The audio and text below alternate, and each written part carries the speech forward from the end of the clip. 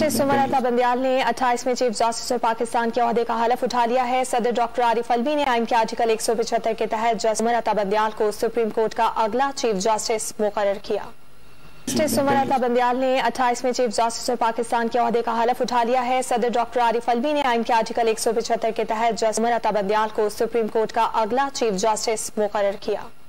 Justice Umar Ata Bandial ने 28वें chief justice Pakistan के ओहदे का हलफ उठा लिया है। सदर डॉक्टर आरिफ अलवी ने आइन के आर्टिकल 175 के तहत जस्टिस उमर अता बंदयाल को सुप्रीम कोर्ट का अगला चीफ जस्टिस मुकर्रर किया।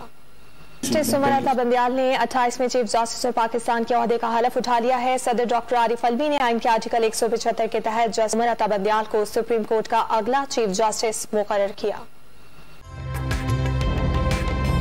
ताज़ा तरीन वीडियोस के लिए हमारा YouTube चैनल सब्सक्राइब करके बेल आइकन प्रेस कीजिए ताकि आपको मिले हर अपडेट सबसे पहले।